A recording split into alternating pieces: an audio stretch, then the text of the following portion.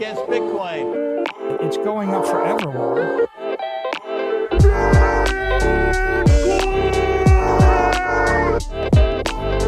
You're against Bitcoin, you're against freedom.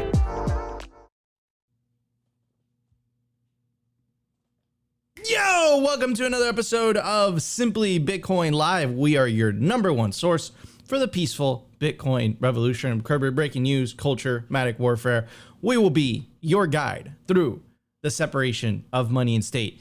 Saylor tweeted something very interesting yesterday. When you tweet a picture, I really call it a meme, right? Because memes are a form of, graphics.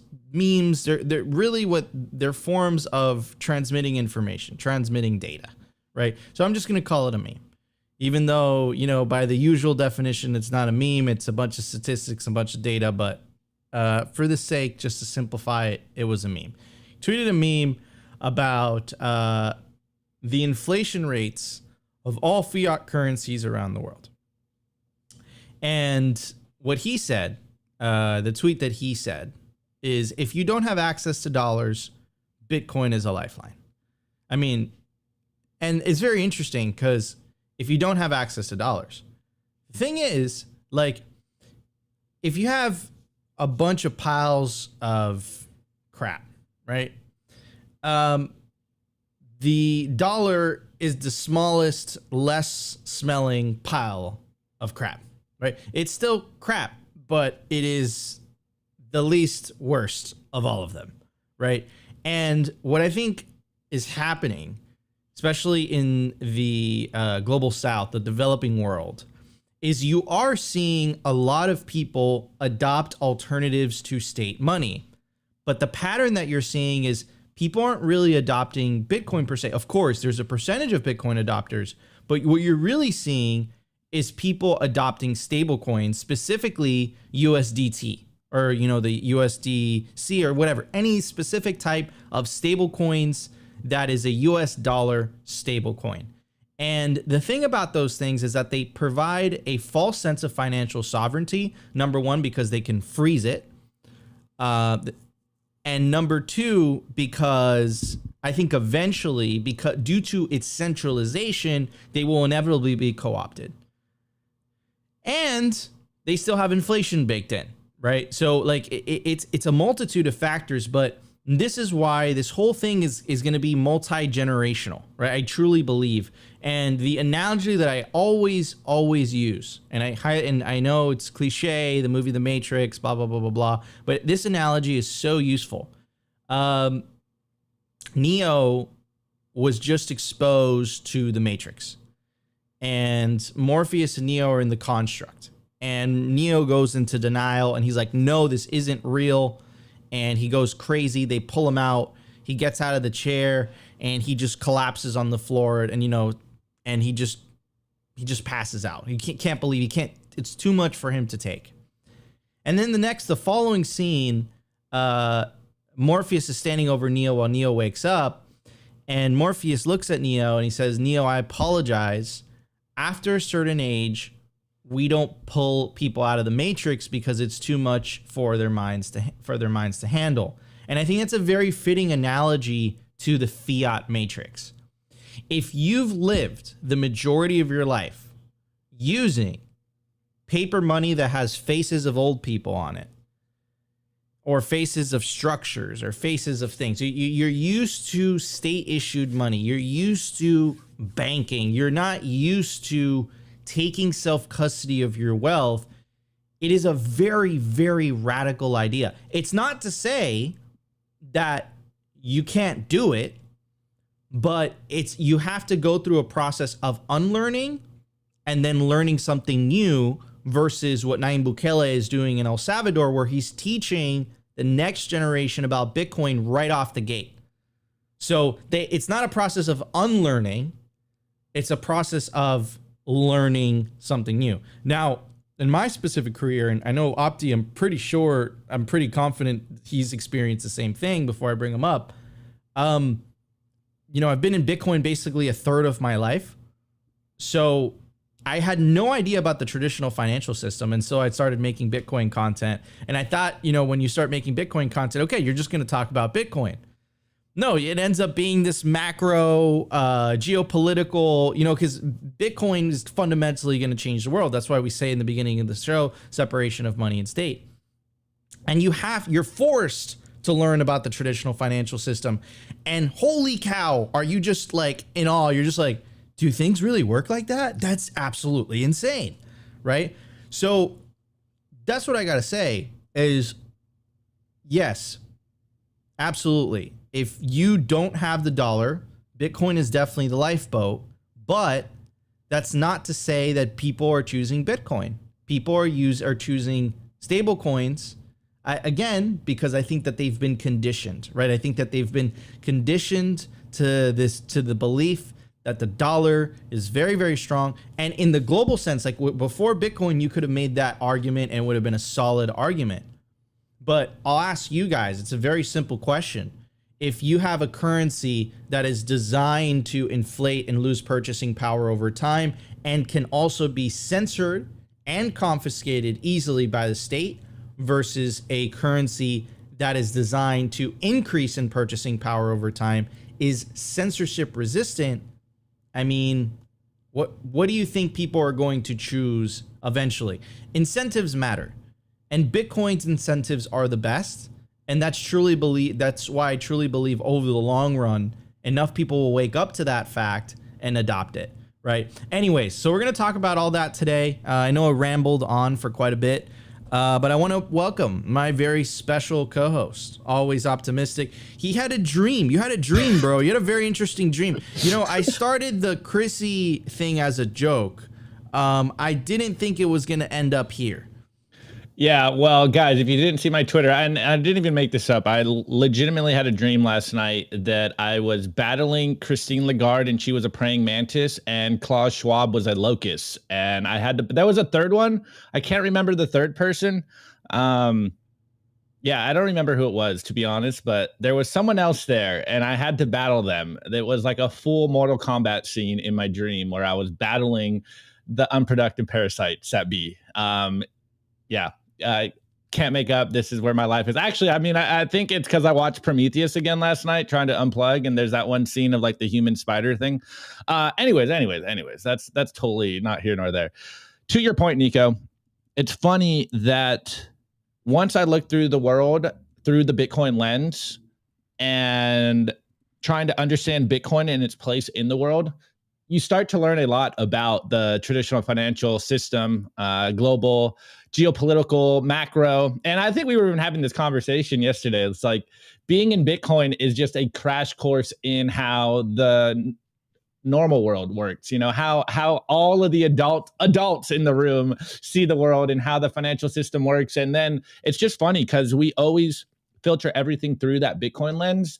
And you're just like, we even were saying it to each other. It's like Bitcoin changes everything and it's so simple and everything's so convoluted and so complicated in the traditional financial world. And it's just like, I don't know, fix the money, fix the world. It's just so simple, but it really gives you a crash course on life when you start to understand Bitcoin and you start to, understand how Bitcoin works and why the fiat system is broken.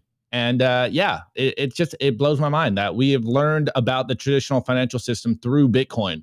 And I never learned that before I found Bitcoin. It blows my mind. 100%. I mean, again, like, it's like we didn't have to, in a way, and then I can't even imagine our children, like they're going to be born in a world where, Bitcoin has already existed. Right. So it's just crazy to think. It's like when we think about our parents, like they were born in a world where the internet didn't exist, like people still read newspapers. That blows my, like, I can't even conceive of like, of that world. But like, I think the paradigm is going to be so great because I don't think we've ever lived in a world where the money wasn't issued by the king or the emperor or the state or the government, or the democratically elected body, whatever, this ruling class of people. And every single time throughout history, the ruling class of people manipulated the money to benefit themselves at the expense of the populace, at the expense of the public. Now you have something like Bitcoin where they can't do that, right? It kind of levels the playing field and it kind of changes the power dynamics of the whole structure entirely. It's very, very fascinating, the entire thing. But, you know, what turned from a joke into a meme ended up an Opti's dream. And I think Chrissy as a praying mantis, if anyone could make that AI picture of that, that'd be dope. Please send it to us. We'll put it on the meme review. Anyways, everybody, let's jump straight into the numbers. We have a lot to talk about today. Let's check it out. The Bitcoin numbers. Is your Bitcoin in cold storage really secure? Is your seed phrase really secure? Stamp Seed's do-it-yourself kit has everything you need to hammer your seed words into commercial grade titanium plates instead of just writing them on paper. Don't store your generational wealth on paper. Paper is prone to water damage, fire damage. You want to put your generational wealth on one of the strongest metals on planet Earth, titanium. Your words are actually stamped into this metal plate with this hammer and these letter stamps. And once your words are in, they aren't going anywhere. No risk of the plate breaking apart and pieces falling everywhere. Titanium stamped seeds will survive nearly triple the heat produced by a house fire. They're also crush-proof, waterproof, non-corrosive, and time-proof. All things that paper is not, allowing you to hodl your Bitcoin with peace of mind for the long haul. Stamp your seed on Stamp Seed. All right, guys, I made it easy for you guys. You can scan the QR code on your screen. It will take you directly to the Stamp Seed website. Use promo code SIMPLY to get 15% off so you could store your generational wealth on titanium. At the time of recording, the Bitcoin price is $26,870. Sats per dollar, 3,722. Block height, 809,899. Blocks to halving, 30,101. Halving estimate, April 21st, 2024. Total Lightning Network capacity, 4,397 Bitcoin. Capacity value, 118 million. Realized monetary inflation, 1.75%. The market capitalization of Bitcoin, $523 billion. Bitcoin versus gold market cap, 4.14%. I always say this every single day. My favorite statistic out of all this is realized monetary inflation, because it's going to continue to go down and take fiat currencies to absolute school. Even if they get back to that 2% rate, Bitcoin's inflation rate is still lower and it's going to continue to go down forever. And then the second is the Bitcoin versus gold market cap. Currently, it's sitting at 4.14%. Eventually, it's going to be 100%. And then after that, it's going to be 150%. And after that, it's going to be 200%.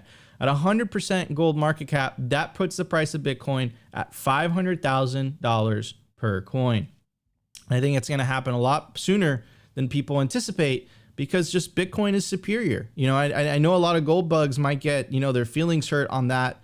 And, you know, I understand, honestly, like, and I know this might be unpopular with Bitcoiners, I'm a fan of physical gold. I am. If you ever held like a little gold bar in your hand, like it feels really, really nice. But I would rather hold Bitcoin. Why? Because of its physical characteristics, its physical properties. I could, you know, store, you know, an unlimited amount of Bitcoin theoretically on a 12-word seed phrase. And I could send that Bitcoin anywhere around the world instantaneously for pennies on the dollar, right? You can't do that with gold. And that's its physical limitations, right? That's not to say, you know, a gold bar, it feels nice in your hand. And because of its physical characteristics, the price has been suppressed. There's obviously a lot, because due to the centralization of the custody of gold, due to the fact that there's a lot more paper gold on the market than there is actual gold. That causes a price suppression. That's something that Caitlin Long said could actually happen to Bitcoin through rehypothecation. But the thing is, with Bitcoin, has this beautiful, beautiful trait where people could take self-custody very, very, very easy. That's so funny. I love that comment. Kaneda says Nico's an introverted gold bug. No, I don't actually own any gold bars. I don't actually own gold. Like, I'm 100% Bitcoin, but I'm telling you, hold a gold bar in your hand. It feels good. Like, it feels nice. I don't have anything against that. I just think Bitcoin is superior in my opinion. I think gold, like paper gold, is like, it's like same as paper Bitcoin. Like, it's just not the real thing. Not your keys, not your Bitcoin, not your physical gold, not your gold, I guess would be the meme. Anyways, so a lot of the things that happens when the state has this money printer, they have the ability to create money for free that everyone else has to work for, is the misallocation of capital, and also funding things that normally they would not be able to afford and fund. And one of those things, out of the many, many things, are the endless wars. And also the disconnection from the political class, the bureaucratic elite that benefit from that money printer at the expense of everyone else, right? So, and the disconnect becomes greater and greater and greater the more the money breaks, right? And here is Mitch McConnell. He is the Senate lead for the Republic. He's the leader of the Republicans in the Senate. So the minority Senate leader. And here, very interesting comments that this guy had to say. So let's check it out. Providing assistance for the Ukrainians to defeat the Russians. That's the number one priority for the United States right now, according to most Republicans. So you have a politician saying that the number one priority for the Republican Party is sending billions of dollars to Ukraine to fight a war. That is the priority of the bureaucratic elite that benefit from the money printer. At the same time, 61% of Americans say they are living paycheck to paycheck. And I love the cherry on top of this article, even as inflation cools. Inflation cooling would basically mean that the prices of things started to go down. That's not what it means. It means that the prices of things are not going up as fast, as quickly. And there you have a politician saying our priority is sending billions of dollars overseas, which they can't afford to do that. The US spends more than $1 trillion every year in deficit spending than it collects in tax revenue. How are they able to afford that? They're able to afford that through the money printer, the hidden tax of inflation. And here, an article that just came out very recently, July 31st, 2023. I think we covered it when it broke. 61% of Americans say they're living paycheck to paycheck. But the leader of the Republicans in the Senate is literally saying the top priority is to send money to Ukraine. And let's take a look at what President Zelensky says when he's asked about the US. And I love how they say US tax money. But in a way, it's a correct definition of what it is. But not in the way that you would think. Because it isn't direct taxation that funds this. It's direct taxation, but also the indirect taxation of inflation. So while 61% of Americans are living paycheck to paycheck, while housing is becoming unaffordable for the millennials and the Zoomer generations, the top priority of the politicians in the Imperial City in Washington, D.C. is to fund a war thousands of miles away.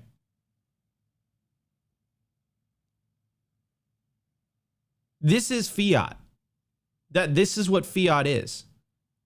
And here is Zelensky, the president of Ukraine, who's benefiting from all this printed money. And let's take a look at how he reacts when he's asked some questions about it. You are firing. First of all, you have to know, all these cases, all these cases are not with the help, are not connecting that, not connected with the help of our partners. So it's not about the weapon of our partners, or money for the weapon, or money for the budget to give pensions, social support, etc. It's another cases. It's not about the partners. So these are Ukrainian funds. These are Ukrainian cases. But anyway, yes, but anyway, it doesn't matter for me now. We will fight and win in this war. But again, I'm underlining it's not the money of our partners. Also, it's important to know. Finally, 600 days of war for you, non-stop work. How are you holding up, and do you get depressed? How are you managing? No. I'm okay, so I can live with it. And I sometimes I don't have a lot of time, but sometimes I'm looking on my children. Yes, they are in Ukraine. They are very Ukrainian. So, and let's take a look at the tweet. It says, Zelensky gets emotional when asked about the disappearance of U.S. tax money, interrupts a CNN journalist and says it's no longer U.S. tax money, it's Ukrainian money now. You know, and it, like, I don't even know what to respond to that. And here's the thing. Ron Paul, the legend that he is, correctly identified this back in 2008. Ron Paul's a legend because he really started the libertarian movement here in the US, the End the Fed movement, the revitalization of the Tea Party movement as well. You could make the case, even though that you can make the case that that has recently been co-opted. A lot of people, like, you know, and this is why we hate talking about left and right politics, and we hate talking about Democrats and Republicans, because in reality, both sides really believe in the church of fiat, and both sides in a way are collectivists. And I think in reality, it's not really about left versus right. It's really about collectivists versus individualists, or the way that we like to phrase it, the party of green, the party of fiat, central bank digital currencies, slavery, nihilism, poverty, war, versus the party of peace, Bitcoin, prosperity, freedom, optimism, hope. And here's Ron Paul in 2008 just pointing out, you know, the racket of war that, you know, the American taxpayer in direct taxation and also the indirect taxation is currently paying for out of their pocket, whether they realize it or not. And there you have you have the Ukrainian president who's benefiting from that. And he's just like, oh no, it's not the money of our partners. We're gonna fight this war anyways. They wouldn't be able to fund the war without the funding. The war would end tomorrow. Right. So anyways, and again, like, look at the softball questions from the media. They're like asking him about his kids and shit. Anyways, let's check this out. Madam Speaker, I have a few questions for my colleagues. What if our foreign policy of the past century is deeply flawed and has not served our national security interests? What if we wake up one day and realize that the terrorist threat is a predictable consequence of our meddling in the affairs of others and has nothing to do with us being free and prosperous? What if propping up repressive regimes in the Middle East endangers both the United States and Israel? What if occupying countries like Iraq and Afghanistan and bombing Pakistan is directly related to the hatred directed toward us? What if someday it dawns on us that losing over 5,000 American military personnel in the Middle East since 9/11 is not a fair trade-off for the loss of nearly 3,000 American citizens, no matter how many Iraqi, Pakistani, and Afghan people are killed or displaced? What if we finally decide that torture, even if called enhanced interrogation technique, is self-destructive and produces no useful information, and that contracting it out to a third world nation is just as evil? What if it is finally realized that war and military spending is always destructive to the economy? What if all wartime spending is paid for through the deceitful and evil process of inflating and borrowing? What if we finally see that wartime conditions always undermine personal liberty? What if conservatives who preach small government wake up and realize that our interventionist foreign policy provides the greatest incentive to expand the government? What if conservatives understood once again that their only logical position is military intervention and managing an empire throughout the world? What if the American people woke up and understood that the official reasons for going to war are almost always based on lies and promoted by war propaganda in order to serve special interests? What if we as a nation came to realize that the quest for empire eventually destroys all great nations? What if Obama has no intention of leaving Iraq? What if a military draft is being planned for the wars that will spread if our foreign policy is not changed? What if the American people learn the truth, that our foreign policy has nothing to do with national security, that it never changes from one administration to the next? What if war and preparation for war is a racket serving the special interests? What if President Obama is completely wrong about Afghanistan and it turns out worse than Iraq and Vietnam put together? What if Christianity actually teaches peace and not preventive wars of aggression? What if diplomacy is found to be superior to bombs and bribes in protecting America? What happens if my concerns are completely unfounded? Nothing. But what happens if my concerns are justified and ignored? Nothing good. And I yield back the balance of my time. So again, Ron Paul, absolute legend. And a lot of the things that he said. So let's go through it. The U.S. pulled out of Iraq. It created a power vacuum, and that created ISIS, right? And all the terrible atrocities that came with it. We remember the pullout of Afghanistan, right? The people falling out of the viral videos of people falling off the planes while they were evacuating the Kabul airport, right? Not to mention the suicide attack that killed 13 Marines. And it was very similar. It's very reminiscent of how the U.S. pulled out of Vietnam, right? And as soon as that ended, the thing in Ukraine started. That's not a coincidence. That's a racket. That's like literally a racket. But again, you can identify it and you can say something about it. And like Ron Paul has done it. But until now, we have not had the tool to really effectuate change. And someone in the chat said voting doesn't matter. I disagree. I think voting does matter. Like traditional voting, like it does matter, right? But I think the most powerful vote you can make is the vote of opting out of fiat money, which is the enabler of not only the endless wars, but the enabler of collectivism. And I think Bitcoin starves collectivism. And if it starves collectivism, it kills fiat, right? So, yeah, man, this is, you know, I really was putting this together this morning. And I know it's a little bit deeper than we usually go. But when we say, you know, the peaceful Bitcoin revolution, separate money from state, Bitcoin or slavery, or Beautyon says it best, Bitcoin or death, they might seem like hyperbolic statements, but they're 100% true.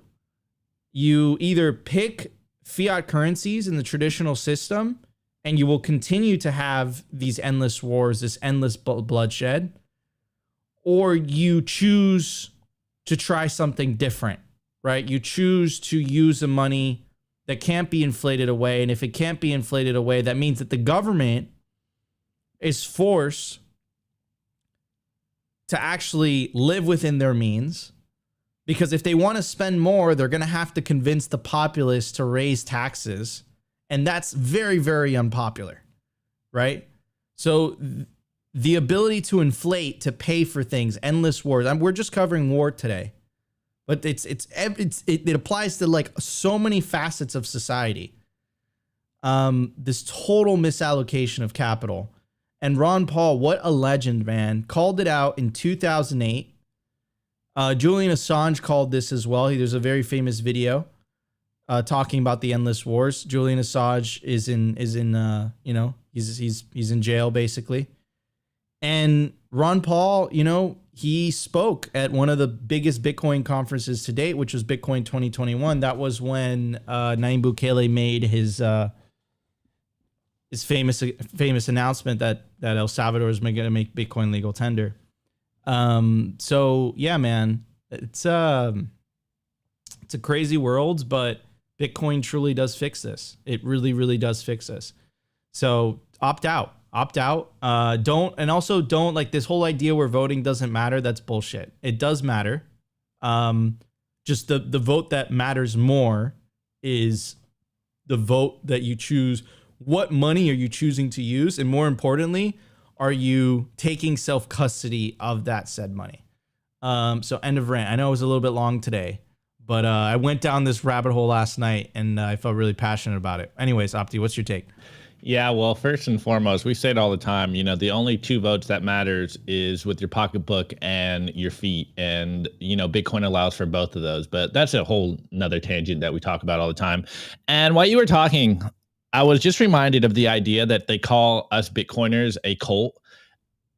And it reminds me that fiat is the real cult. They're a death cult. Like, they are just on this path to utter destruction, and they don't even care like who gets in their way, even if it's themselves. Like, they're it's literally like letting blood-sucking leeches on your body and calling it health, like calling this medicine and medical advice. And, you know, look, I'm no fan of printing money. We say it every single day. Printing money is the reason why we're so broke. It's the reason why the fiat racket, the fiat military industrial complex is able to get away with so much stuff, because most average people do not want to rob and kill people, and it is not tasteful to go into other countries on this path to war so that American corporations can profit. And so if the government had to ask people for their taxes to go to war, I am sure we wouldn't be in all the messes that we've been in throughout, I don't know, the history of the United States.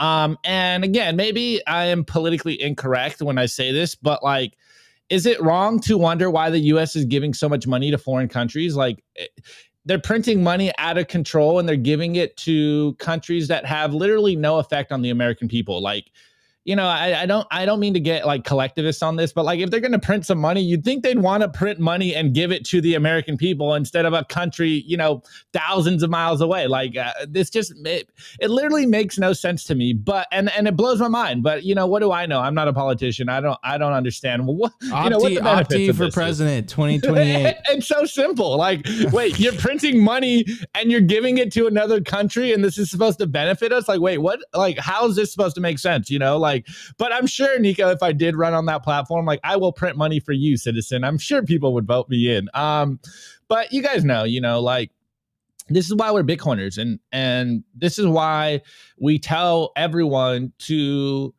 take as much of their wealth outside of the fiat system, because if you don't believe in this stuff, then by participating in the fiat system, and of course we have bills, we have rent, you know, there's not that very many producers and merchants that are taking Bitcoin. So you need a certain amount of fiat money so that you can survive in the world that we live in currently, you know, to survive in reality. But if you don't like what you see in the world, then you need to hold on to some Bitcoin. Then you need to opt out as much wealth as possible and put it into Bitcoin, because it's the only thing they can't debase. It's the only thing they can't tax, and funnel that money and redistribute that wealth to things that you don't agree with. Like, this is why we are Bitcoiners, and this is why Bitcoin is apolitical, and being apolitical is a political stance. And I know everyone in the chat saying like, oh, Bitcoin political, whether you want it or not. And it's like, yeah, it's because it's apolitical, and that stance is the most political stance you can take. And you take away their power of printing money, and you take away maybe not all, but most of the atrocities of, you know, the last 100 years. Like, what's the saying, Nico? It is no coincidence that the era of fiat central banks is the bloodiest era ever. Like, there's no coincidence here. And actually, another point that kind of popped in my mind while you were talking about, what's the statistic? It was like 63 or 61% of the American population is living paycheck to paycheck. Well, since that article came out, and I think this was last week, Americans have racked up their credit cards to an all-time high of $1 trillion. That means like money isn't going as far as it used to. Like, everyone is feeling broke. And I saw some statistics this morning about like rent and groceries and car payments. And it's like, just the basic necessities of life are becoming more or even too expensive for the average person. And like, people are just supposed to like take it and be like, oh yeah, this is normal. This is how things happen. And it's like, no, they have literally destroyed the money, guys. And it's always about the money. And the more they print money, even if it's for your favorite feel-good cause, like, it's making you poorer. Like, why do we care about someone on the other side of the planet when you are getting poorer? Like, you know, hey, you need to let your cup overflow first, and you need to have some savings, or else you're the one that's going to not be surviving. Like, it's so simple, but a lot of times people sacrifice their own well-being for, you know, the collectivist idea that you're a compassionate good person. It's like, yo, I like living. I'm not going to apologize for wanting to survive and going to a grocery store and wondering why my $100 isn't going as far as it used to. Like it just, why are we getting poorer? And why should we just take this like it's a normal thing? And it just blows my mind that more people don't see that it's the money. And the more they print, the poorer we get. Like, it's very simple. Anyways, I see we're already 35 minutes in. Maybe we should move on. It's the Friday episode, so it's the Friday special. Anyways, guys, I want to give a very special shout out to our sponsor, Bitcoin 2024. It's going to be in Nashville, Tennessee this year. It's not going to be in Miami. July 25th through the 27th, the year of the halving at the Music City Center in Nashville. Anyways, for a GA ticket, you can get it for $349. For a industry pass, if you're trying to get a job in the industry, I definitely recommend this one, $849. And for a whale pass, you can get it for $4,749. You want to get your tickets quickly to Bitcoin 2024 in Nashville, Tennessee, because the prices do go up. Opti and I are going to be there. It's a party, the biggest Bitcoin celebration of the year. Bitcoin 2024. Use promo code SIMPLY to get a discount on your tickets. Anyways, guys, let's hit the news. The Daily News. I want to give a shout out to our sponsor, Foundation Devices. It's self-custody done right. They built a premium grade hardware wallet called Passport right here in the US. It's fully open source and verifiable. It's the most intuitive Bitcoin wallet designed with a UX reminiscent of a simple feature phone. So you will know how to navigate it and use it the moment you pick it up. Get your Bitcoin off exchanges and into your own hands in just a few minutes. Experience the peace of mind that comes with taking ownership of your own keys. After a massive sellout during Bitcoin Miami 2023, the Passport is back in stock at foundationdevices.com. Bitcoin only, open source verifiable, completely air gap security model, gorgeous design craft, premium grade materials. If you're thinking about getting your Bitcoin off exchanges, this is the one for you. Check out the Passport link in the show notes below to learn more. All right, everybody, we got a wine. We got someone asking, someone in Rumble. By the way, shout out to our Rumble audience, 50 live viewers. It's growing by the day. Guys, you could always catch the live stream if we're not on YouTube for whatever reason on Rumble and on Twitter. And of course, shout out to our YouTube audience. If you're enjoying the stream, make sure to smash that like button. It really helps us with the algos. Help us maintain our streak of breaking 100 likes within the first hour of the stream. By the way, I made it easy for you guys. You could scan the QR code on your screen, take you directly to the Foundation Devices website, where you can buy yourself a Passport hardware wallet, not your keys, not your Bitcoin. Anyways, this is what Saylor tweeted, and this is what we wanted to cover today. If you don't have access to dollars, Bitcoin is a lifeline. So check this out. This goes through some of those popular currencies in the world. The Argentine peso, compared to the dollar, it's down 98%. The Turkish lira, 92%. The Venezuelan bolivar, 99.999998%. The Russian ruble, 66%. The Brazilian real, 55%. The Japanese yen, 34%. Australian dollar, 31%. Mexican peso, 25%. Canadian dollar, 23%. The euro, 22%. Even the Swiss franc, which is known to be one of the strongest currencies on earth, the Swiss are known to be extremely disciplined. It's still down 1.6% against the dollar. So I completely agree, because here's a couple things to break down, guys. If you live in a lot of these countries, like for example Venezuela, Argentina, that now that the President Milei has a really good shot at winning, Javier Milei has a really good shot at winning the presidency. And he wants to dollarize the country. Venezuela has been dollarized, but just because something has been dollarized, right, doesn't mean that that you can have a U.S. dollar account, right? Like, as a Venezuelan, you can't do that. Like, you can't do that. Look, as someone in bank, try opening a bank account with U.S. dollars. It's almost impossible. So what's happened is, in a lot of these countries, specifically the countries that have a tremendous amount of inflation, is that people have opted out, but they've opted out into stablecoins, right? So we have a lot of stablecoin adoption in the global south, in these developing countries. Of course, a percentage of that is Bitcoiners, but you have a lot of stablecoin adoption. But here's the thing, guys. This is what I mentioned in the very beginning. Stablecoins provide a false sense of financial sovereignty. Number one, because they can be frozen, right? It's not your keys, not your Bitcoin, right? It can be frozen. I think they'll inevitably be co-opted due to its centralization. And then not to mention the fact that it's still inflationary. Here's the rational root, and he's replying. He quote tweeted Michael Saylor's, or quote posted, now it's not called Twitter anymore. And he responded to the Michael Saylor tweet, and he said, "This is insane, especially considering the dollar has been devalued nearly 50% over the last 10 years. So I said it in the very beginning, like the dollar is the smallest, less smelly pile of crap out of this massive pile of dinosaur poop. If you guys seen the movie, the Jurassic Park movie, and that meme that was made of it, you know what I'm talking about. This giant pile of that's fiat. And then maybe, you know, the dollar is just, you know, this not as bad, but still bad, right? And now the eventuality, and I think what Michael Saylor was trying to really make the case for this, right, is that if you've been saving in Bitcoin, it tells a very, very different story. Because Bitcoin is better money, because Bitcoin has absolute scarcity, because it has a capped supply. Your purchasing power increases over time. And let's compare it. So we did this comparison not too long ago, but let's compare it to fiat currencies, right? So here has the US dollar. If you've been saving in Bitcoin on a 5-year scale, the dollar is actually 75% cheaper. On a 3-year scale, the dollar is 30% cheaper. On a 1-year scale, it's 27% cheaper.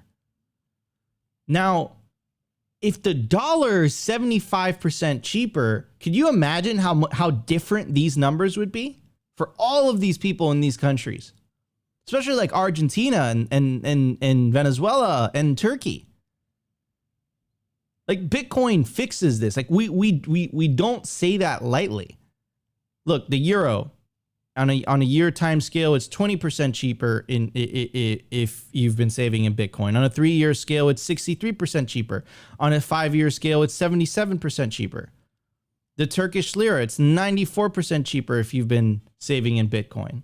On a 1-year time scale, it's 50% cheaper if you've been saving in Bitcoin. If you've been saving in Bitcoin on a 3-year time scale, the Turkish lira is 88% cheaper. And keep in mind, Bitcoin is at the bottom of a bear market. It's at the bottom of a bear market. So it's like, I get what Michael Saylor is saying, you know, the strength of the dollar, but there's this meme down here by Pax B, and it says the last 10 years, all currencies fall against USD. USD falls against Bitcoin. A sane pace person would try to find the root cause. And here's that meme pulled up full screen.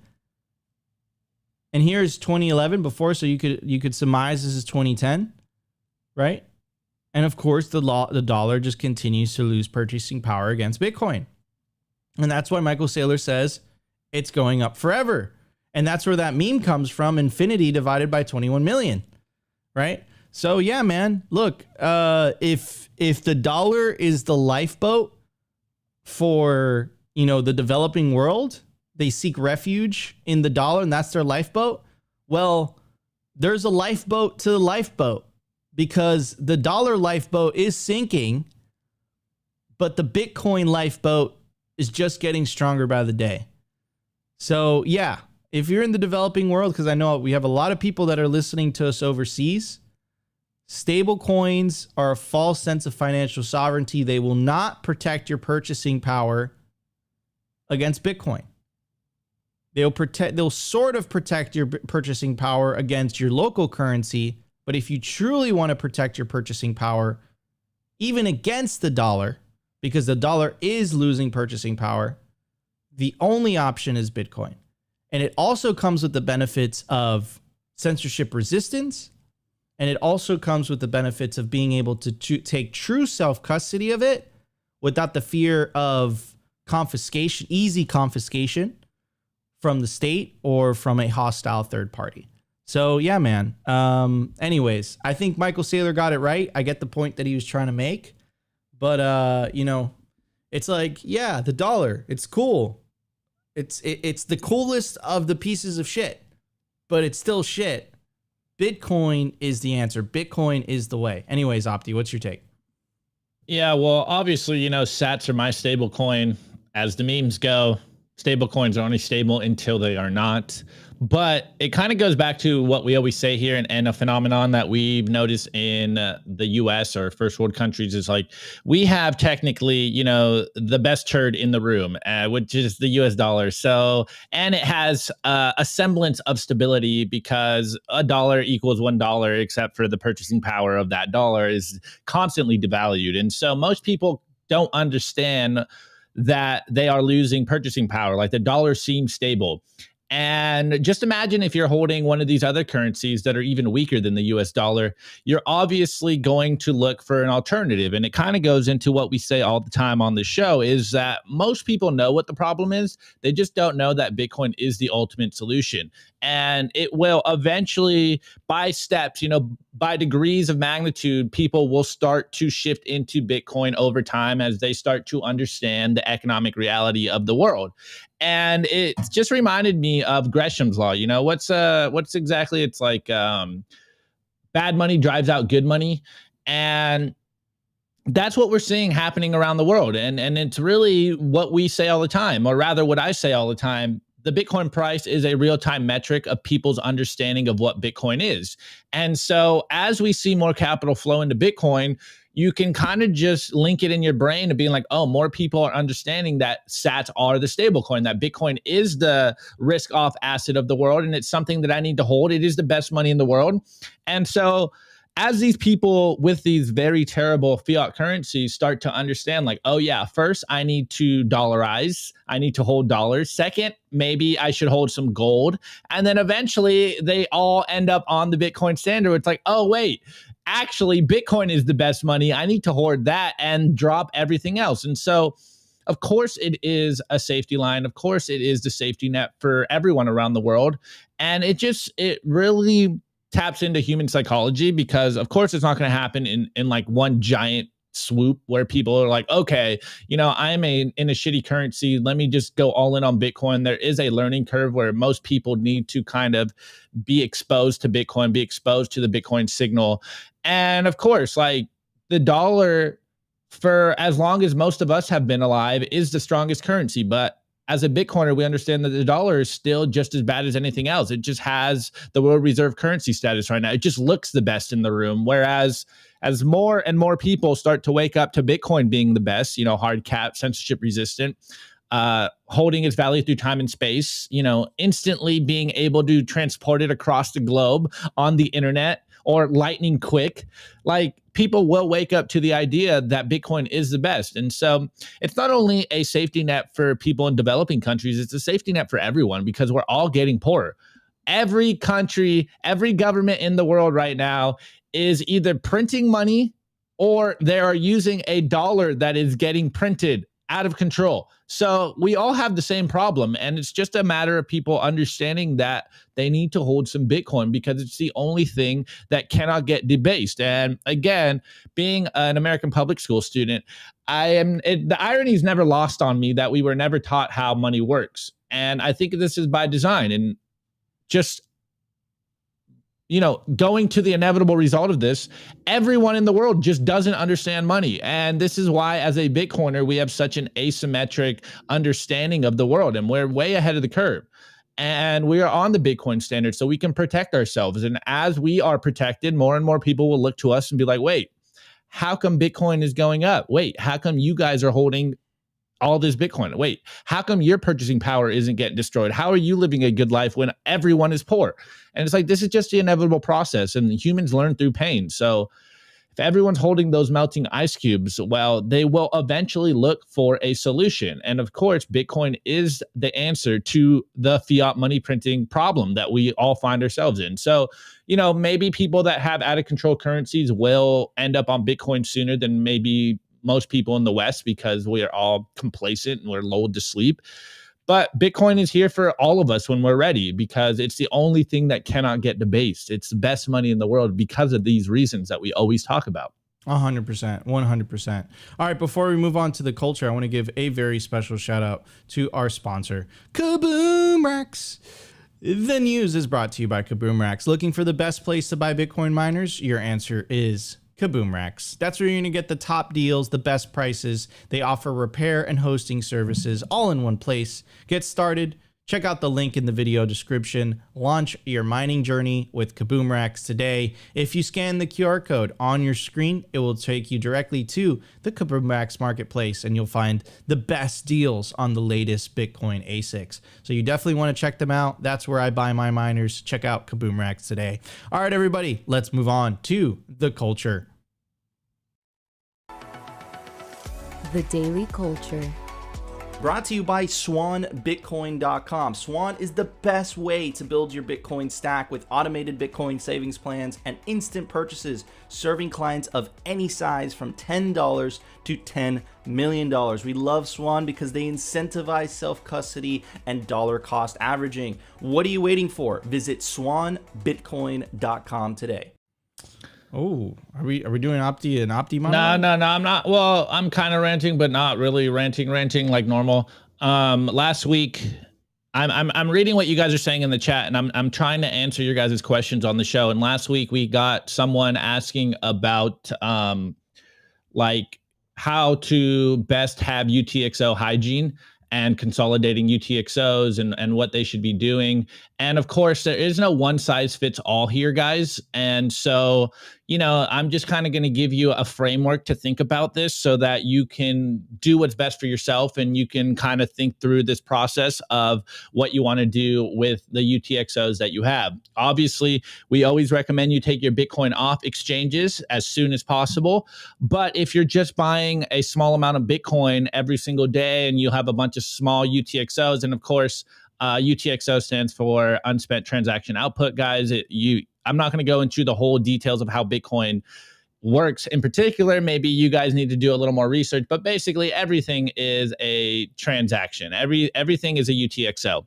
And so if you are buying, I don't know, say like $1, $2, $3, $4, $5 on an exchange, and then you're withdrawing that to your wallet, well, you're going to get a lot of these UTXOs that stack up, and then you're going to try to, do some kind of payment, and your fees are going to be ridiculous, and you're going to be like, what? Like my wallet robbed me or whatever.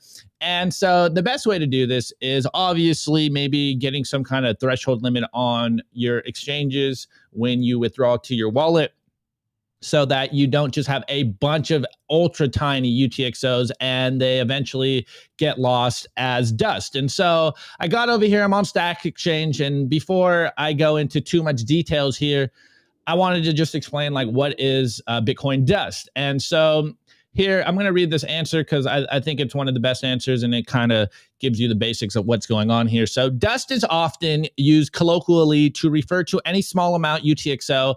Bitcoin Core's precise definition of dust is used in mempool policy to define a minimum for output amounts in standard transactions. Bitcoin Core considers a transaction output to be dust when its value is lower than the cost of creating and spending it at the dust relay fee rate. The default value for dust relay fee is 3,000 sat per, I forget what KVB is. I think it's kilogram, or 1,000 virtual byte, which results in the same dust value as the prior dust definition used before Bitcoin Core 0.15.0. The previous dust definition tied the dust limit to the minimum relay transaction fee rate and the spending cost of an output exceeding a third of its value. So dust equals input underscore virtual size plus output size times 3 sat per byte. At the default dust relay fee of 3,000 sat, I forget what KVB is. Can you look that up, Nico, real quick? Given the size of a PTPKH input being 148 bytes, so peer to public key hash, I have it over here, being 148 bytes, and the size of a peer to public key hash output being 34 bytes, peer to public key hash outputs worth less than 546 Satoshis are considered dust by Bitcoin Core. For pay to witness public key hash, you can see over here, again, pay to witness public key hash, the output, where'd it go? The considers output worth less than 294 sats. So what is all this saying? Basically, it's saying if you are using traditional or legacy Bitcoin payments, which are pay to public key hash, the ones that start with 1, then the dust limit is 546 Satoshis. If you are using basically SegWit addresses, which are BC1, then the dust limit is 294 sats. Okay. That is all to basically say, if you're making transaction on chain at 546 sats individually, well, not only are you going to have to pay an extremely huge fee when you try to consolidate them all, but eventually those UTXOs are going to probably be unspendable. So the recommended idea is usually if you are trying to do small payments, then use some kind of Lightning wallet, maybe Wallet Satoshi, maybe Phoenix, maybe Mutiny, so that you can make small payments and do that quickly. And on-chain is kind of considered more of the settlement layer. So you want to be doing probably bigger UTXOs on-chain going into your wallet. So if you're coming out of, like, say, Swan, and you're buying a couple dollars a day, $5 a day, maybe you don't want to withdraw that $5 every single day. I think they do it like every Tuesday. And you might want to wait until there's a certain limit on your exchange. Maybe it's 1 million sats. Maybe it's 500,000 sats. You know, personally, you can make this decision on yourself depending on how much you are actually buying on these exchanges. But the idea is, if you want some good UTXO hygiene, and we're telling you this now because the mempool is starting to clear out. I was seeing yesterday we're almost back to like 8 sat fee rates. So we're getting lower. And now is the time you want to be consolidating your UTXOs, because when it gets crazy fees again, you might be overpaying. And this is why we tell you to do this stuff now when it's calm versus when it gets crazy. So that's just kind of the basics of what a UTXO is and what the limits are. But the question we got in the chat was like, how big should my UTXOs be? And obviously, I don't know what your stack is. I don't know, what your personal holdings are. I don't know whether you've consolidated before. And I'm guessing that maybe you just have some Bitcoin. It's all in your wallet. There's a bunch of different sizes. And maybe you're using like Blue Wallet where you don't even know how big your UTXOs are. And that's some technicals. We can get into all that stuff. But just say you have like 1 Bitcoin. Say you have 1 Bitcoin totaled in your wallet, and you want to consolidate your UTXOs and you want to get some good UTXO hygiene.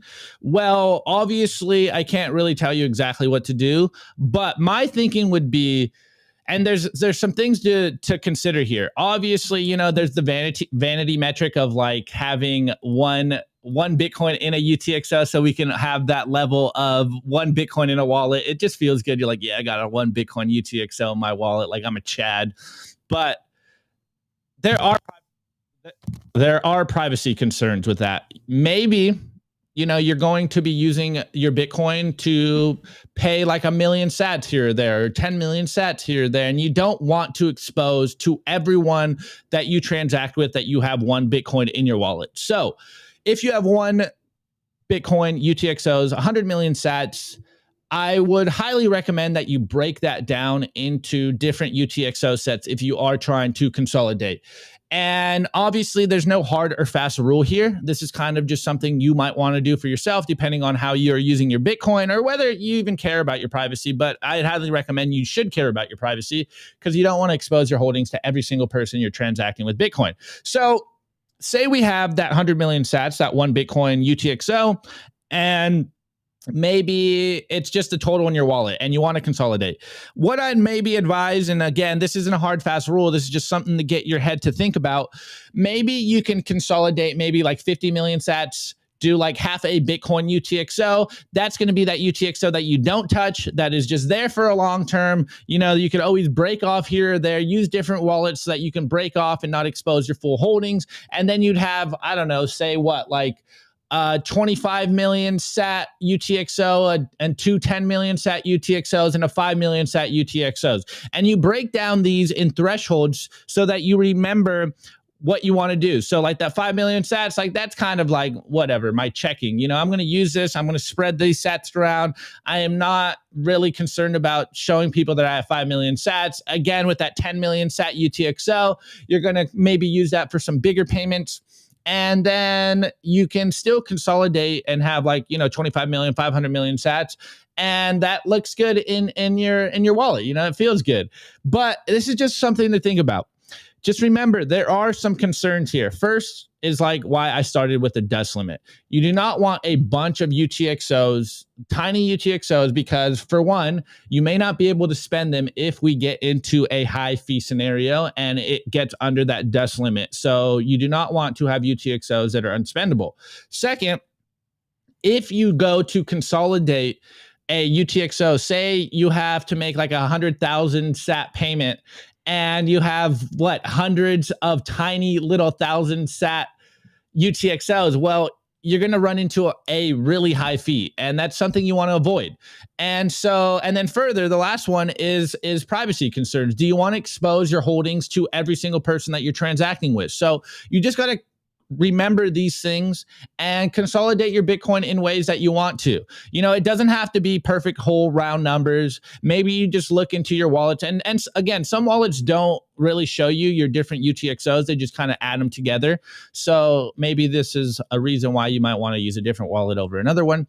But you just want to remember that we will be heading into a high fee scenario. And I'm guessing this next bull run is going to get crazy. We've seen what the wizards have done to Bitcoin. We see what all the people trying to have fun on Bitcoin are doing to the mempools.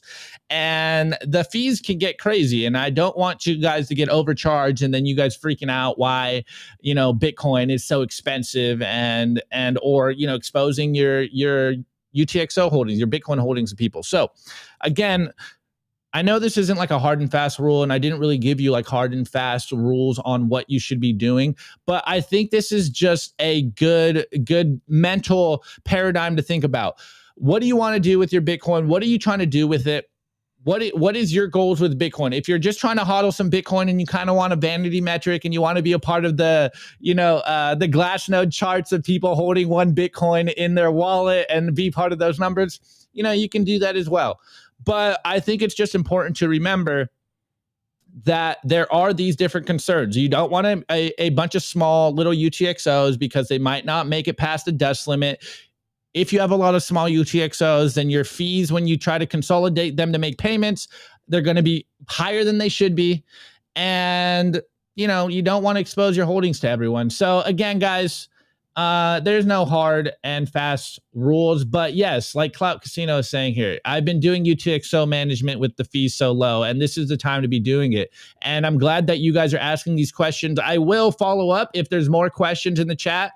Just keep asking them, and when I have time to come up here and talk about the different stuff that I see in the chat, I will make culture specifically so I can kind of answer your questions, because if you're asking these questions, then it seems that more people are asking the very same questions. So this is the point of the show, give you guys actionable advice. I know sometimes we don't get lost in the weeds because there are so many new people and we do kind of get a little more philosophical or geopolitical on this show, but every once in a while I'll jump in with some technical stuff and hopefully make sure you guys are up to speed, because we are getting a lot of new people on the show and our views are going up, and so we're trying to get everyone on the same page. But I don't know, Nico, not to dox you, but what's your thoughts on different UTXO sizes? Yeah, so first of all, we hit 199 live viewers on YouTube, right? So it's a bit of a tease. I think we were like on a 2-week straight streak of 200 viewers just on YouTube, of course, like through all the platforms. You know, I think Rumble right now we're at 79 live viewers. So Rumble continues to go up. Holy cow! I appreciate all you guys watching. Make sure to smash that like button. What is, and of course the Twitter live stream as well, what are my thoughts on UTXO consolidation? So yes, it's a highly technical, highly technical discussion, especially for people getting into the space. The way that I would like to describe it is when you take self-custody of your money, it not only are you taking personal responsibility of the custody of your wealth, but it comes with also other responsibilities. So if you don't consolidate, and let's say you withdraw from Swan, which by the way has free withdrawals, right? So you don't have to pay a fee. Or you withdraw from Strike. I think they offer free withdrawals as well. And let's say you withdraw every time you have like $10 or something. You're going to send that to a new address every time by default, right? If you're doing it correctly. And because every time your wallet, or let's say you use like Blue Wallet on your phone and you put receive, as soon as that wallet receives Bitcoin, Blue Wallet will move on to the next address, right? And if you're sending Bitcoin to a new address every single time, and let's say it's like $10 every single time, you will have to pay a fee to move that Bitcoin if it's coming from different addresses.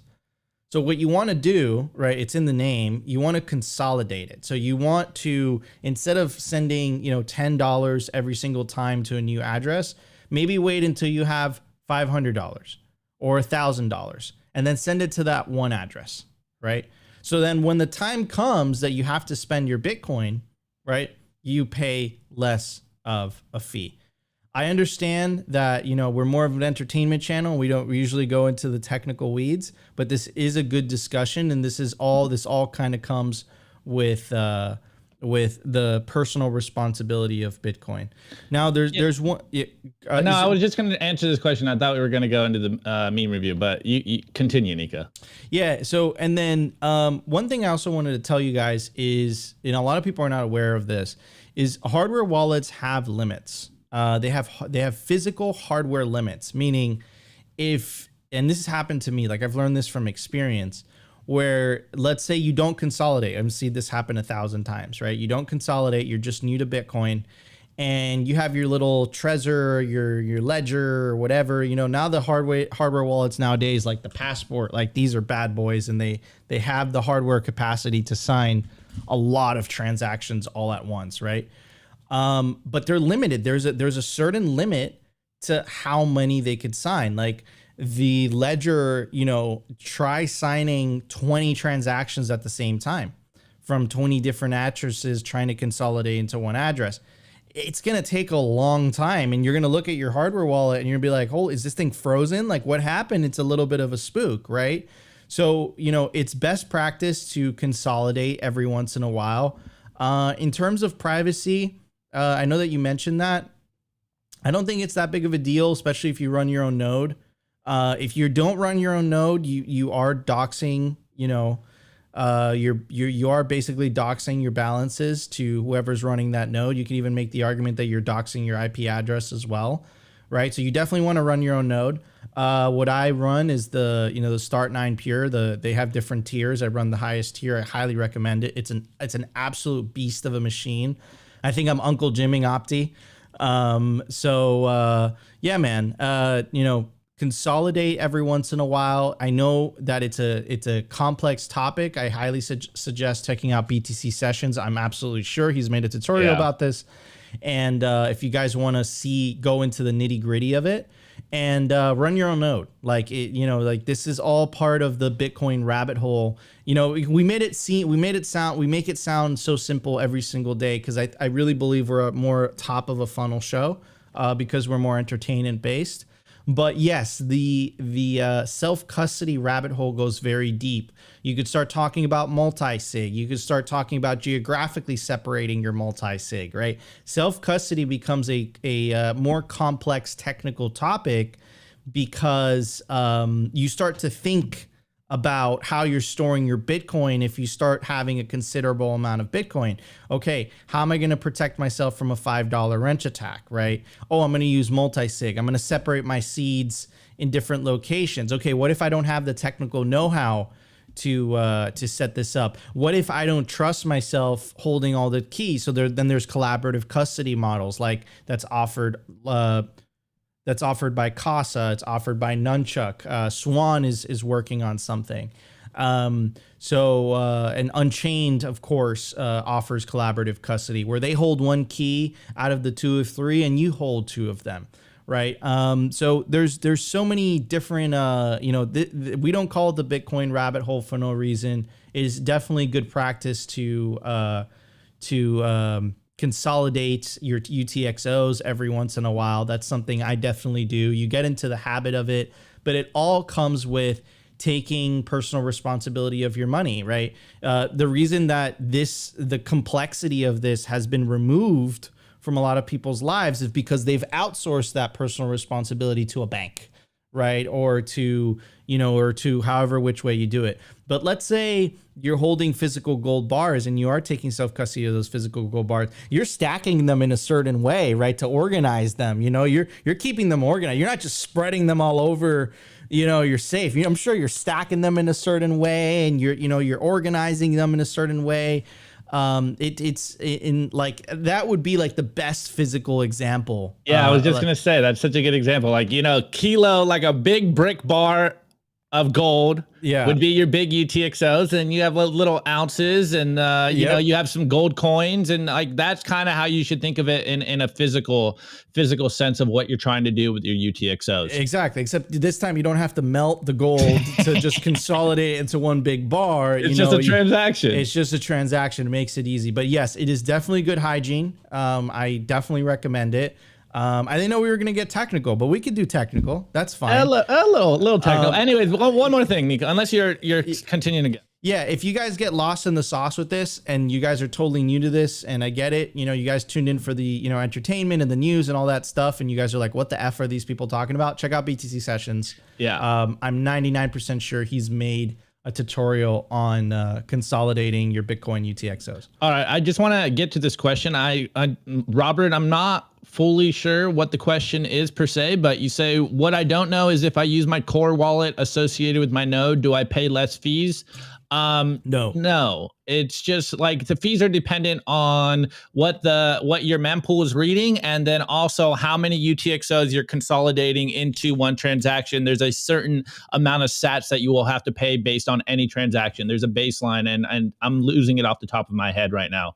The next one is Johnny Rico. He says, I'm just not going to worry about UTXO management because I'm never selling. You totally should, though. Yeah, exactly. You totally should. You will need to worry about this eventually, and now's the time while we're in this low fee environment. It's Sparrow, the more technical wallets like Sparrow, Electrum, Spectre, they'll list out. They'll list it out for you what addresses have how much coins on them. And, you can choose an option to consolidate by picking all the coins from a certain address and consolidating to one address. And then also KYC, non-KYC concerns as well. Don't consolidate those if you have been joining coins, because then you're just kind of wasting money. Another one, Opti says, advise plebs to do test transactions before actually doing it. Always, always, always do test transactions, guys, because don't send all your Bitcoin at once and wrecking yourself. And then last thing before we move on, Hammersall is right. Yeah, dude. Bitcoin technicals scare the shit out of newcomers. At this point, you still test? I don't care at this point. I'm so used to it. I test only when I move to a new wallet. Like if I'm moving to new wallets, then I test transactions with new seeds. I'll do that. But usually I this is probably bad, but like I just barely verify the address. Or like, you get comfortable. Like copy and paste. I didn't even type it in. Like we're good to go. Yeah, and then someone brings up a good point, which is Michael Blast, which is Andreas Antonopoulos talks about it. Yes, Andreas is a legend. That's one of the people that originally orange pilled me. Him and Max Kaiser. Taking custody of your Bitcoin is life-changing. Absolutely. And then going back to one of the earlier questions, and then we'll move on to the meme review. I know we're running a little bit long today, but it is the Friday show. So this is the Friday special, and we broke 200. So that makes me very happy. About the idea that you'll pay less fees if, you're running your own node. No. So the only thing running your own node is it's essentially, if you don't use your own node, right, you're trusting someone else's copy of the blockchain, right? So essentially you're asking someone else's computer, hey, what is the current state of the Bitcoin ledger? I own these addresses. I want to know, how much Bitcoin are in these addresses. Please let me know. And you're asking someone else's computer. By doing that, you're doxing yourself, right? So if you not only are you doxing yourself, but you're also trusting that other computer that they're not lying to you, right? Of course, you know, that generally tends to not happen, but theoretically it could happen. So best practice is to trust minimize, trust your own copy of the Bitcoin blockchain, trust your own version of the Bitcoin software. And when you broadcast a transaction, especially if it's going through Tor, right, your IP address isn't getting doxed whatsoever. Like that thing is just getting, you know, broadcasted throughout the world, kind of anonymous, and no one knows where it's coming from. So best practices is to run your own node. You could build one, you can buy one pre-made. Highly suggest Start9. They got different levels to, you know, an entry level, mid-tier level, the pure, the badass, like I think it's like a Core i7 or Core i9, like hardcore computer just dedicated to running a bunch of other, you know, not only Bitcoin Core and the Electrum server, but a bunch of other cool softwares as well. Anyways, wait, last thing we said, this isn't simply Bitcoin, yeah, bro. This is complicated Bitcoin. This is technical Bitcoin. But last thing, technical Bitcoin Fridays. Yeah, maybe that's a new thing. Last thing I want to say, guys, like I know, like Nico said, this is top of the funnel, so we're trying to get the newbies to understand exactly what they're doing. But as you do a little more deep dives into this stuff, like this becomes second nature, and you won't even think about it. It's like it's super simple after you understand the concept. So you know, we're just trying to help you along. 100%. Yeah. So just keep that in mind, guys. Right? Like you know, it seems complicated. Think about the matrix analogy that I gave you guys in the beginning. Right? I didn't say that analogy lightly. Once you understand this stuff, it becomes a lot easier than banking. I swear to God, I promise you, it is a lot less complicated. It just seems daunting initially because, you know, you're used to the fiat matrix, right? Anyways, everybody, let's go down to the memes. We got a lot of memes to review. Let's check it out. The Daily Meme Review.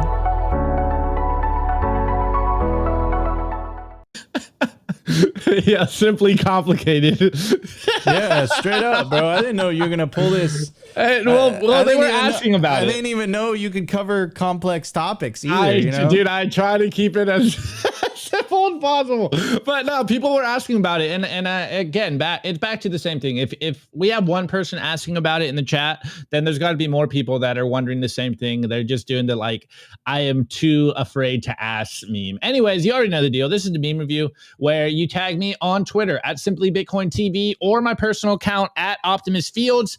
Tag your favorite memers meme. Tag your own meme. I don't care. I just want memes, guys. And of course, you can drop them in our Telegram group, t.me/simplybitcointv. I look at those every morning as well. We broke 1,000. We have a bunch of people in there. As you guys know, you guys are the frontline soldiers. We are in an information war. Tweets are the bullets, memes are the artillery. Continue to get the calls of action out there. Continue to ridicule the corporate press. Continue to make the funnies to keep your friends' heads in the game. Anyways, the first meme is by the BTC therapist, and he goes, hashtag Bitcoin is programmed to go up. And it's a simple question. It goes, are you bullish yet with the Bitcoin logo? And I'm guessing these are all the old bull cycles. So we have the first one in, what was it, 2011, 2010 cycle, and it's in linear chart, so it's not log chart, but I can't wait till the God candles come back. Anyways, you can see here is the crab market. We'll call it crab market, 365 days, and then it finally went nuclear, and it just going straight up. Oh, we're gonna get those one day again. And then the next one, 539 days, crab market, and then it starts going nuclear, 518 days, and then it starts getting nuclear. Well, here we are at 532 days, and we have yet to go nuclear, and we have yet to break that all-time high. So we're going to crab, which means you can stack, but one day soon, we will be getting the God candles on the linear chart, and I'm here for it. Okay, this next one is by Ludicrous Speed, aka Mach 9D, and we got the news yesterday. We've been covering, we covered Gary Gensler getting absolutely grilled yesterday, And then after the show, we got the ruling or the decision that the BlackRock spot Bitcoin ETF decision was delayed. So we're there's one more in next month, October. I think it was the 17th-ish, around there, where we'll get one more decision on the deadline. It's looking like we're not going to see it until 2024 at the earliest. Anyways, Ludicrous Speed dropped a meme here, and it's Larry Fink, and he goes, Gary, they keep front-running us. Keep delaying the spot Bitcoin ETF so we can stack our bags. You guys know the playbook. FUD Bitcoin. Stack your bags. Embrace Bitcoin. Profit? All right, this next one is by our boy, Run the Banks, a.k.a. at empty_banks. And he goes, good morning. And we got Leota here. I'm pretty sure they're good fellas. And he goes, as far back as I can remember, I've never seen a Bitcoin cycle as dumb as this one. It's the sentiment on Twitter, man. Everyone is going after each other. Everyone's going full regarded on Twitter. This is just part of bear market things. You can tell we are in the depths of the bear market by the sentiment on Twitter. Anyways, next meme is by RD_BTC. And I absolutely love this one, bro. I think this is such good framing. And I've known this intrinsically, if I could use those words, but I've never used this meme on someone, and I think this is a great one. I'm going to be dunking on people all the time. Anyways, he just goes hilarious with some laughing emoji. It goes hashtag fiat money, hashtag Bitcoin, and it goes to them. Bitcoin has no intrinsic value. Me. And you think paper money does? LOL. And you got a little kid sitting here with his stack of paper laughing. Oh man, it's such a good one. Anytime people tell you Bitcoin has no intrinsic value, just pull out some paper money and you're like, and you think this does? You literally believe in fairy tales that this paper money has value. And on that point, sometimes you just got to meme yourself, put yourself in memes. And Max Kaiser here just drops literally the meme that is all of us. We got a NPC Wojak crying, and he goes, everyone in crypto hates Bitcoin maxis. Then maybe there is something wrong with you and not something wrong with everyone else. And then we got a picture of here, Max Kaiser smiling, goes, if you're a Bitcoin maximalist, you know you're a hated figure because nobody wants to face the fact that they've been dead wrong their whole lives about something so basic as money. Bars. Okay, next one is by Wojak Bitcoin. He goes, literally me. And we got the stressed out, dying Wojak here, and it goes, I will have enough Bitcoin when I reach my goal amount. And then we got the Wojak laser-eyed Bitcoin. It goes, reaching my goal amount only made me want more Bitcoin. This is a vicious cycle. You're like, I'll be good once I meet my goals. And then you meet your goals and you're like, wait, I can stack more. Why am I going to take my foot off the gas? All right, Nico, this next one, you asked for this one, all right? You literally asked for this one at the beginning of the show. So if we got to censor him, we'll censor him. But an Opti Chrissy Lagarde praying mantis meme, and it's Copernicus. He goes, ask and ye shall receive.